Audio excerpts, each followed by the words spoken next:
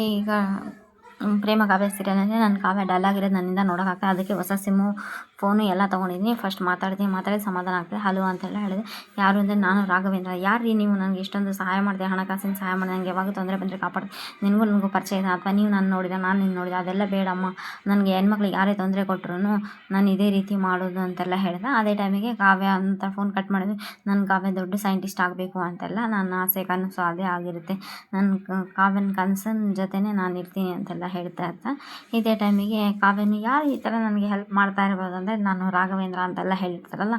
ಅದೇ ಟೈಮಿಗೆ ಸರಿ ಹೆಂಗೋ ಒಂದು ನನಗೆ ಹೆಲ್ಪ್ ಆಗ್ತಾ ಇದೆಯಲ್ಲ ಬಿಡು, ಯಾರೋ ಇವರು ಒಟ್ಟು ರಾಯರು ನನಗೆ ಹೆಲ್ಪ್ ಮಾಡ್ತಾಯಿದ್ದಾರೆ. ಅದೇ ಟೈಮಿಗೆ ಈ ಕಡೆ ಕಾವ್ಯನು ಇವರು ಹೆಸರಿದೆ ಧನರಾಜ್ ಅವ್ರ ಮಗಳು ಬಂದು ಈ ಕಡೆ ಸ್ನೇಹ ಡ್ಯಾಡ್ ಅತ್ತೆ ಯಾಕೆ ಇಲ್ಲಿ ಬರೋಕೆ ಹೇಳಿದಾಳ ಅಂತೆಲ್ಲ ಹೇಳ್ತಾ, ಯಾಕೆ ಇವ್ರನ್ನ ಯಾರನ್ನೂ ಕೂಡ ಹಾಕಿದ ಅಂತ. ಯಾರತ್ತೆ ಇವರು ಅಂತಂದರೆ ಅವರ ಡ್ಯಾಡಿ ಹೇಳ್ತಾರೆ, ಇವರು ಮಾದೇವ್ ಅವರಪ್ಪ ಶ್ರೀನಿವಾಸ್ ಅಂತೆಲ್ಲ ಹೇಳ್ತಾ, ಇವ್ರನ್ನ ಅತ್ತೆ ನೀವು ಕೂಡ ಹಾಕಿದ್ದೀರಾ ಅಂತೆಲ್ಲ. ಯಾಕತ್ತೆ ಅಂತಂದರೆ ನಮ್ಮ ತಂದೆ ಅಂದರೆ ನಿಮ್ಮ ತಾತ ಇವನ ಜೊತೆ ನಾನು ಎಂಗೇಜ್ಮೆಂಟ್ ಮಾಡೋಕ್ಕೆ ಫುಲ್ಲು ಗ್ರ್ಯಾಂಡಾಗಿ ಮಾಡಿದರೆ, ಇವನು ನೋಡಿದರೆ ಕಲ್ಯಾಣಿ ಕಲಂಕಾರಿ ಕಲ್ಯಾಣಿ ಅವಳ ಜೊತೆ ಓಡೋಗಿದ್ದ ಇವನು. ಅದಕ್ಕಾಗಿ ಆ ದ್ವೇಷಕ್ಕಾಗಿ ನಾನು ಡಿಪ್ರೆಷನ್ಗೆ ಹೋಗಿ ಈ ರೀತಿ ಇವನ್ನ ಸ್ವಲ್ಪ ದಿವಸ ಬಿಟ್ಟು ಇವನ್ನ ಈ ಥರ ಕೂಡ ಹಾಕೀನಿ ಅಂತೆಲ್ಲ ಹೇಳ್ತಾ. ಹೌದಾ ಅಂತೆಲ್ಲ ಹೇಳಿದೆ. ಖುಷಿ ಪಡ್ತಾಯಿದ್ದೆ. ನೀನು ಊಟ ಮಾಡಿಲ್ವಂತೆ, ನೀನು ಹೊರಗಿದ್ರೆ ನಾನು ಕರಗಲ್ವೋ ಅಂತೆಲ್ಲ ಹೇಳಿ ಒಂಟಿ ಅಕ್ಷರದಲ್ಲೇ ಮಾತಾಡ್ತಾ ಇರ್ತಾಳೆ. ಒಂಟಿ ಅಕ್ಷರದಲ್ಲೇ ಮಾತಾಡ್ತಾ ಇದ್ದಾಗ ಇಷ್ಟು ವರ್ಷ ಆಗಿಂದ ಇಲ್ಲೇ ಕೂಡ ಹಾಕಿದ್ದೀನಿ, ಮನೆಯ ಪ್ರಪಂಚ ಕಣ್ಣಿಗೆ ಇವನಿಲ್ಲ ಅನ್ನೋ ರೀತಿ ತೋರಿಸಿ ನಾನು ಇಲ್ಲಿ ಕೂಡ ಹಾಕಿದ್ದೀನಿ ಇವನ್ನ ಅಂತೆಲ್ಲ ಹೇಳ್ತಾ ಇರ್ತಾಳೆ. ಅದೇ ಟೈಮಿಗೆ ಸ್ನೇಹ ಇಷ್ಟು ಗ್ರೇಟ್ ಅಲ್ವಾ ಅಂತೆಲ್ಲ ಹೇಳ್ತಾ ಇದ್ದ. ನಿಜ ಕಣಮ್ಮ, ಇದೇ ನಿಜ, ನಡೆದಿರೋದೆಲ್ಲ ಇದೇ ಸತ್ಯ ಅಂತೆಲ್ಲ ಹೇಳ್ತಾ. ಹೌದಾ ಅಂತೆಲ್ಲ ಹೇಳಿ ಇದೇ ಟೈಮಿಗೆ ಈ ಕಡೆ ಕ್ಲಿನಿಕ್ ಹತ್ರ ಪೇಷಂಟ್ಗಳೆಲ್ಲ ಬಂದು ತೋರಿಸ್ಕೊತಾ ಇರ್ತಾರೆ. ಪೇಷಂಟ್ಗಳೆಲ್ಲ ಬಂದು ತೋರಿಸ್ಕೊತಾ ಇರ್ಬೇಕಾದ್ರೆ ತೋರಿಸ್ಕೊಂಡು ಈ ನುಗ್ಗೆಕಾಯಿ ತೊಗೊಳ್ಳಿ, ಇದರಿಂದ ಸಾಂಬಾರು ಮಾಡಿಕೊಡಿ ಸಾರಿಗೆ ಅಂದರೆ ಸರಿ ಕಾಣು ಅಂತೆಲ್ಲ ಹೇಳಿದೆ. ಸರಿ ಅಂತೆಲ್ಲ ಹೇಳಿ ಆಮೇಲೆ ಅಮ್ಮ ತೊಂದರೆ ಆಗೋದೇನಿಲ್ಲ, ಭಯ ಪಡೋಂಥ ತೊಂದರೆ ಏನಿಲ್ಲ, ಟ್ಯಾಬ್ಲೆಟ್ಸ್ ತೊಗೊಳ್ಳಿ ಅಂತೆಲ್ಲ ಹೇಳಿದೆ.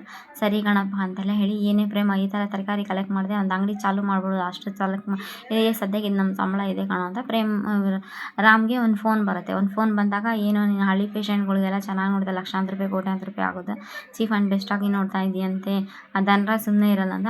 ಅದೇ ಟೈಮಿಗೆ ಧನರಾಜ್ನು ಮಾತಾಡ್ತಾನೆ. ಧನರಾಜ್ ಅವ್ರ ಜೊತೆ ಇದ್ದ, ನೀನು ಕ್ಲಿನಿಕ್ ಮುಚ್ಚಬೇಕು, ಇಲ್ಲಾಂದರೆ ನೀನನ್ನು ಬೀದಿಗೆ ತಂದುಬಿಟ್ಟು ನೀನು ಎಲ್ಲೂ ಕೆಲಸ ಮಾಡಲಾರ್ದಂಗೆ ಮಾಡ್ತೀನಿ ಅಂತ. ನಿನ್ನಂಥ ಬೆದರಿಕೆಗೆ ನಾನು ಇಡೋ ಫೋನ್ ಅಂತೆಲ್ಲ ರಾಮ್ ಬೈದು ಬಿಡ್ತಾನೆ.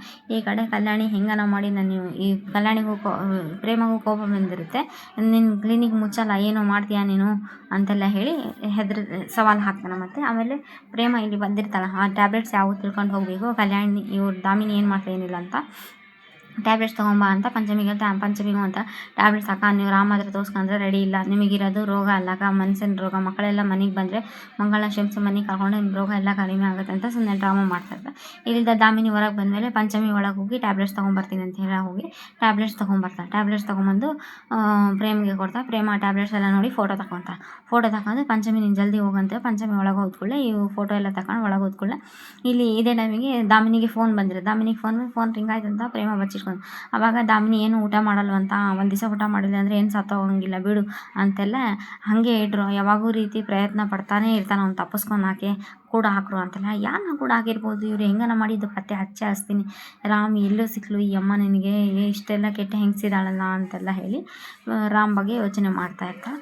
ರಾಮ್ ಬಗ್ಗೆ ಇವಳು ಅಂದರೆ ಕಲ್ಯಾಣಿ ಗಂಡನ ಕಿಡ್ನಾಪ್ ಮಾಡಿದ್ದೀನಿ ಅಂತೆಲ್ಲ ಹೇಳಿರ್ತಾಳಲ್ಲ, ಅದನ್ನು ಇದು ಹೆಂಗನ ಮಾಡಿ ಇದನ್ನು ಪತ್ತೆ ಹಚ್ತೀನಿ ಅಂತ ಪ್ರೇಮ ಇದೆಲ್ಲ ಕದ್ದು ಮುಚ್ಚಿ ಕೇಳಿಸ್ಕೊತಾ ಇರ್ತಾಳೆ.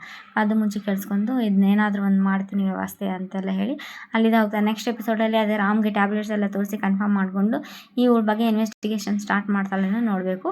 ಇದೇ ಟೈಮಿಗೆ ಇಲ್ಲಿ ಕಾವ್ಯಗೆ ಪ್ರಿನ್ಸಿಪಾಲ್ ಫೋನ್ ಮಾಡಿ, ನೀನು ಒಂದು ದಿವಸದಲ್ಲೇ ಪಾಸ್ ಮಾಡ್ತೀನಿ, ನೀನು ಬಂದು ನನ್ನ ಸಂತೋಷ ಪಡಿಸಿದರೆ ಸಾಕಷ್ಟೇ ಅಂತ ಹೇಳ್ತಾನೆ. ಆವಾಗ ಕಾವ್ಯ ಇದ್ದು ಅಳ್ಕಂತ ಅವ್ರ ಫ್ರೆಂಡ್ನ ತಪ್ಕೊತಾಳೆ.